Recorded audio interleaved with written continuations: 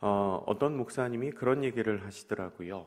자신이 성경에 나오는 사도들만큼 영향력을 미치지 못한다는 사실에 안타까워하면서 이런 말씀을 하셨습니다. 바울과 같은 사도들이 가는 곳에서는 사람들이 소동을 일으키지만 내가 가는 곳에서는 사람들이 차를 대접한다 라고 얘기하셨어요. 이게 굉장히 역설적인 어떤 부러움의 표현인 것 같습니다. 우리가 생각하기에 소동은 안 좋은 이미지이고 차를 대접받는 것은 좋은 이미지이지만 그 목사님께서 하신 말은 의미가 조금 다릅니다. 사도들이 가서 복음을 전하는 곳에서는 이 회심의 역사로 말미암은 소동들이 좋은 의미든 나쁜 의미든 어떤 변화가 생기는데 자신이 가는 곳에서는 그냥 아무런 일이 일어나지 않는다는 겁니다. 그게 좋을 수도 있지만 변화가 나타나지 않는다는 의미로 그래서 좀 아쉬움이 있다. 나의 부족함이 있다라는 의미로 그 목사님은 말씀하신 것 같습니다.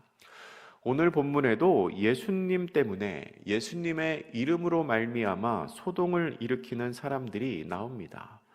그들은 누군가가 보기에는 굳이 하지 않아도 되는 일을 하면서 질서를 어지럽히는 사람들이었습니다. 바로 베드로와 요한입니다. 이 일은 당하는 사람의 입장에서는 꽤 골치가 아픈 일이었습니다. 그래서 불러 모을 수 있는 사람들은 다 불러 모읍니다. 우리 오늘 본문의 5절과 6절 말씀 같이 한번 읽겠습니다. 시작.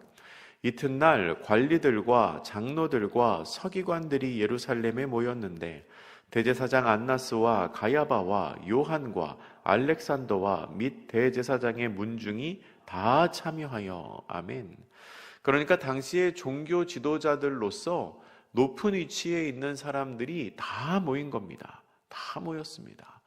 무엇이 그들을 다 모이게 만들었을까요? 무엇이 이 사람들을 다 모이게 만드는 소동을 일으켰을까요? 크게 두 가지인데요. 첫째는 어제 새벽 본문에 우리가 살펴보았던 나면서부터 걷지 못한 사람을 걷게 한 사건입니다. 그리고 두 번째는 오늘 본문의 2절에 나오는 예수님 안에 부활이 있다고 말한 사도들의 언행이었습니다. 그런데 사실 이것은 붙잡힐 거리가 아니었습니다. 오히려 칭찬을 받아야 하는 이야기였습니다. 오죽하면 베드로가 그들의 질문에 변론을 하면서 9절 말씀에서 이렇게 말하지요. 만일 병자에게 행한 착한 일에 대하여 이 사람이 어떻게 구원을 받았느냐고 우리에게 질문한다면 베드로가 이렇게 말합니다. 그러니까 우리는 병자에게 착한 일을 행했다는 겁니다. 이 착한 일이 왜 생겼는지 궁금하다고 질문을 하면 우리가 대답을 하겠다는 거죠. 착한 일을 했는데 왜 그러냐는 반응입니다. 그러면 여러분, 공회원들이 베드로와 요한을 잡아서 가둔 이유가 무엇이었을까요? 표면적으로는 질서를 지키기 위해서였습니다. 그들의 행위가, 그 사도들의 행위가 지금까지 자신들이 지켜왔던 그런 종교적인 질서를 어지럽히고 있다는 거지요. 하지만 그 이면을 살펴보면 사실 이 종교 지도자들이 가지고 있었던 기득권을 놓치기 싫었던 것이 가장 큰 이유였습니다. 표면적으로는 우리가 믿는 종교, 우리가 믿은 사회 문화, 이것의 가르침을 너희들이 깨뜨리고 있다라는 지적이지만 사실은 자신들이 가진 기득권을 놓치기 싫은 겁니다. 그렇게 생각을 한다면 우리는 예수님의 이름이 전해지는 곳마다 왜 소동이 일어나는지 그 이유 내지는 법칙을 알 수 있게 됩니다. 예수님의 이름이 전해지는 곳에서는 진리가 바르게 세워집니다. 그리고 그동안 망가지고 깨어졌던 것이 정상적으로 온전하게 다시 돌아오게 됩니다. 그러면서 기존의 제도와 가치관과 부딪히는 일들이 나타나게 되는데 그러한 일들이 누군가의 눈에는 소동으로 보이는 겁니다. 그렇게 불완전한 것들이 완전해지고 깨어졌던 것들이 회복되는 과정이 어떤 사람들의 눈으로 보기에는 분란처럼 느껴지는 겁니다. 다르게 표현하면 이제 예수님을 만나서 말씀대로 살려고 하고 하나님의 뜻대로 살려고 하는 사람들의 모습이 지금까지 다른 방법으로 살아왔던 사람들의 가치관과 충돌을 일으켜서 그것이 소동으로 드러난다는 겁니다. 사람들이 느끼기에는 소동이고, 그리고 다른 말로 하면 변화가 일어나는 것입니다. 그런데 여러분, 하나님의 뜻에 의한 변화는 사람의 힘으로 막을 수 있는 것이 아닙니다. 우리 오늘 본문의 3절과 4절 말씀을 같이 읽겠습니다. 3절 4절입니다. 시작. 그들을 잡음에 날이 이미 저물었으므로 이튿날까지 가두었으나 말씀을 들은 사람 중에 믿는 자가 많으니 남자의 수가 약 5천이나 되었더라. 아멘. 사람들은 베드로와 요한을 잡아서 감옥에 가둡니다. 어떻게 해서든지 그들이 하는 일을 막겠다는 겁니다. 잡고 날이 이미 저물었습니다. 그리고 이튿날까지 가두었습니다. 아무것도 하지 못하게 붙잡아 놓은 거지요. 그러나 이미 베드로로 말미암은 복음이 선포되었고, 그 선포된 복음이 무슨 일을 합니까? 그들의 말을 듣고 믿는 사람이 약 5천 명이나 되었습니다. 남자만 무려 5천 명이 베드로의 설교를 듣고 마음을 돌이켰다는 겁니다. 이 사람들은 베드로와 요한의 몸은 감옥에 가둘 수 있었지만 그들로 인해 선포된 복음의 능력은 막을 수가 없었습니다. 하룻밤 사이 그들이 감옥에 갇혀 있는 동안 그들로 인하여 선포된 복음은 이미 5천 명이나 회심시켰다는 겁니다. 사람들은 막으려고 하지만 하나님으로 말미암은 변화는 그 누구도 막을 수가 없습니다. 당시에 유대인이 유대교를 버리고 예수님을 믿는다는 것은 지금 우리가 상상하는 것 이상의 의미가 있었습니다. 그 유대인들은 나라 없이 700년 동안, 약 700년이지요. 그 시간 동안 다른 나라의 지배를 받았습니다. 다른 나라의 압제를 받았습니다. 종교적으로도 탄압을 받았습니다. 그런데 그러면서도 유대교를 버리지 않았습니다. 정신적으로도 그랬고요. 제사제도도 사회제도도 율법에 나와 있는 그대로를 생명처럼 지키면서 후손에게 그 율법, 그 유대교의 사회 문화를 전달을 했습니다. 심지어 포로 생활을 할 때에도 놓칠 수 없었던 가치가 그 유대교의 가르침이었습니다. 그런데 그런 그들이 베드로와 요한의 설교를 듣고 하루아침에 그 유대교의 율법을 지키지 않게 되었습니다. 더 이상 희생제사를 드리지 않습니다. 구약의 율법보다 예수님의 가르침을 더 따르게 되었습니다. 안식일에 모이는 대신 일요일에, 주일에 모여서 예배를 드렸습니다. 여러분, 이것은 굉장한 변화입니다. 혹시 지금도 그런 가정이 있으신지 모르겠지만 조상 대대로 내려오던 제사, 그거 하나 없애는 것만 해도 얼마나 힘들고 어렵습니까? 근데 유대인들은 약 700년 동안 포로 생활을 하면서도 놓치지 않았던 그 가치를 하루아침에 뒤바꿨다는 겁니다.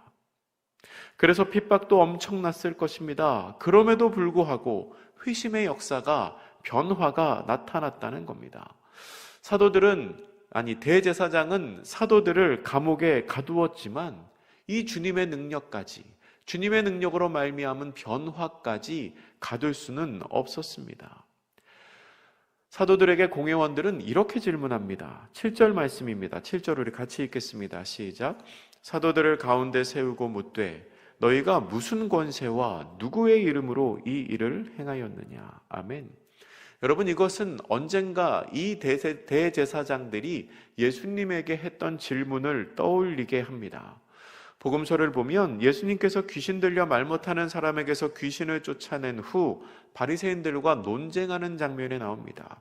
마태복음 12장, 마가복음 3장, 누가복음 11장에 나오는데요. 그때 바리새인들이 예수님을 향하여 뭐라고 말을 했냐면 그가 귀신의 왕 바알세불을 힘입어서 귀신을 쫓아낸다 라고 비난합니다. 말도 안 되는 비난을 하는 것이지요. 근데 오늘 본문에 지금 조금 전에 읽은 7절에 나오는 이 질문도 예수님께 했던 것과 비슷한 의도의 질문입니다.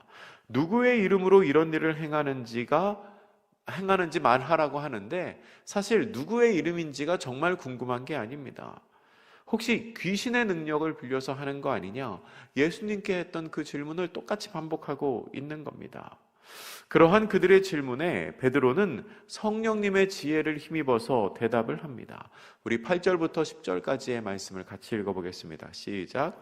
이에 베드로가 성령이 충만하여 이르되 백성의 관리들과 장로들아, 만일 병자에게 행한 착한 일에 대하여 이 사람이 어떻게 구원을 받았느냐고 오늘 우리에게 질문한다면 너희와 모든 이스라엘 백성들은 알라.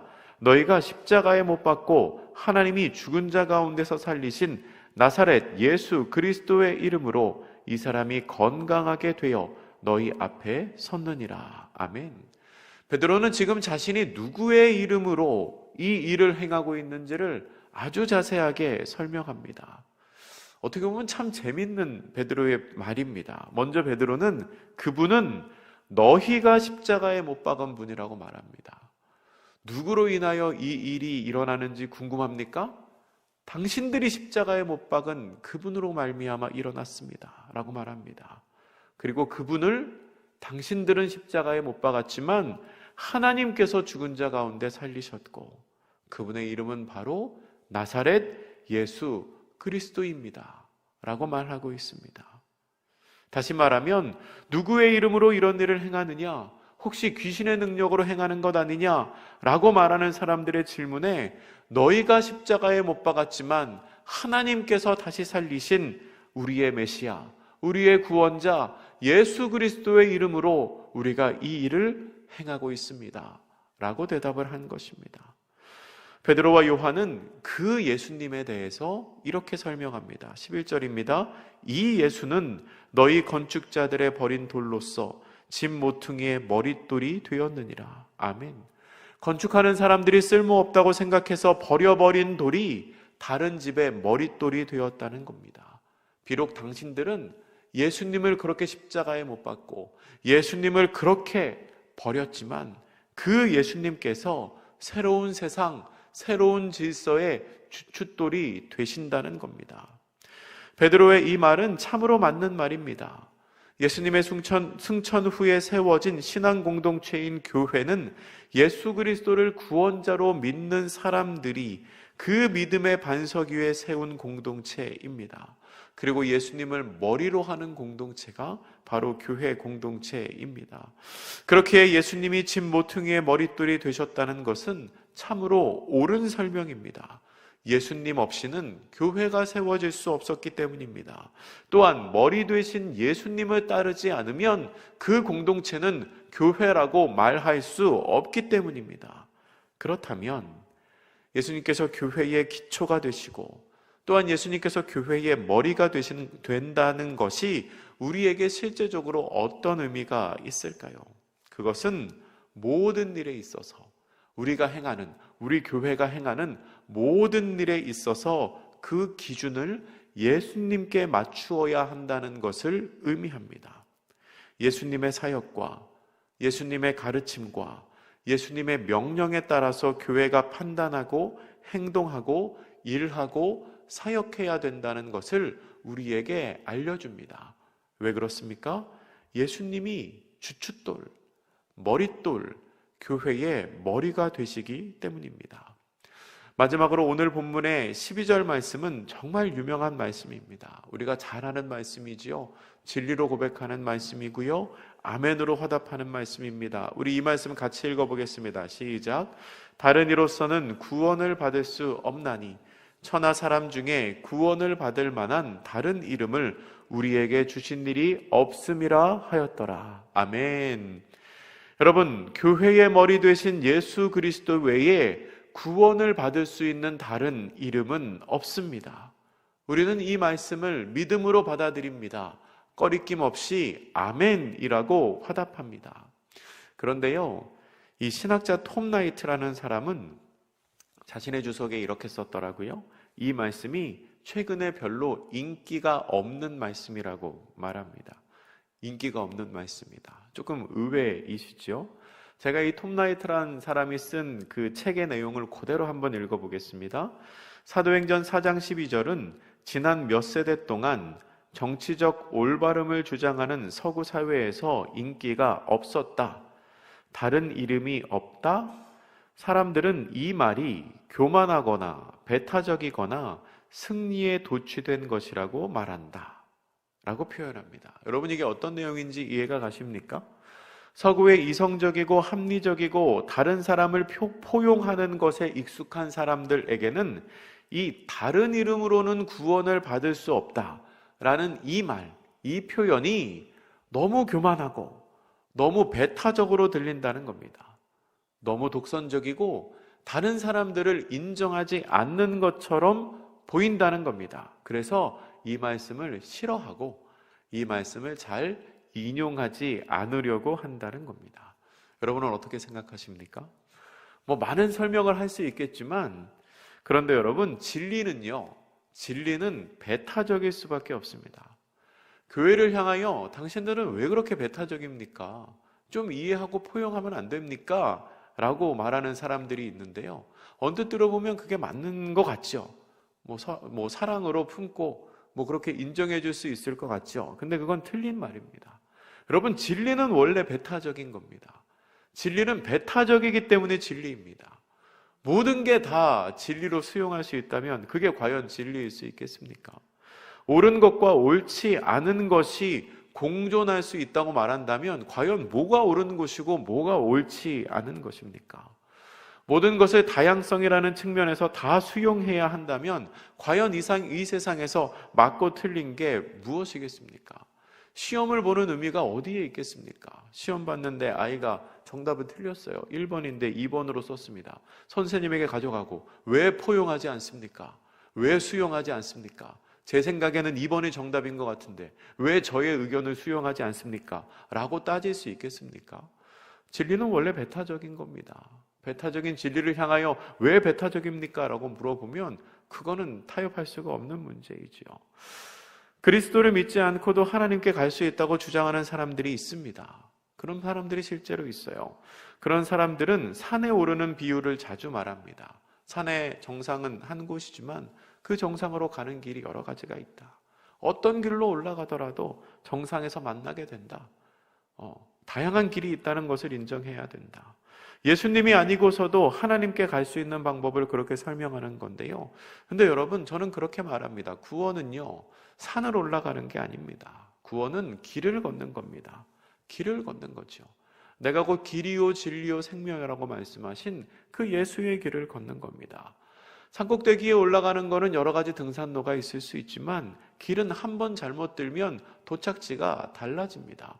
서로 다른 길을 걷는 겁니다. 서로 다른 길을 걷기 때문에 도착지가 달라질 수밖에 없는 겁니다. 다른 길을 걷고 있으면서 왜 도착지가 다릅니까? 왜 그렇게 배타적입니까? 라고 말하는 그 사람이 어리석은 겁니다. 여러분, 우리는 분명히 알아야 합니다. 다른 이름으로는 구원에 이를 수가 없습니다. 성경이 분명히 기록하고 있습니다. 우리는 성경의 이 기록, 이 하나님의 말씀을 믿어야 합니다. 말씀을 정리하겠습니다. 사도들은 가는 곳마다 소동을 일으키는 사람들이었습니다. 누군가는 그 소동이 싫었겠지만 그러나 그것은 하나님의 능력으로 말미암은 변화였습니다. 우리의 삶에도 그러한 크고 작은 소동이 있기를 바랍니다. 하나님의 뜻으로 말미암은 변화가, 깨어졌던 것이, 망가졌던 것이 온전하고 옳은 것으로 회복되는 그 변화가 우리의 삶에 있기를 바랍니다.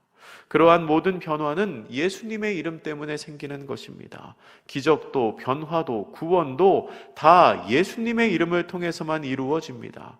교회의 머리가 되시며 구원의 이름이 되시고 능력의 이름이 되시고 우리를 구원하실 수 있는 영원하고 유일한 길인 그 예수님과 동행하시는 복된 성도님들 되시기를 주님의 이름으로 축복합니다. 기도하겠습니다. 사랑의 하나님, 사도들이 가는 곳마다 크고 작은 소동이 있었습니다. 어떤 사람들은 그것을 분란으로 보았지만 그것은 깨어진 삶이 주님 앞에 온전해지는 변화였습니다. 우리의 삶에도 그런 변화가 있기를 원합니다.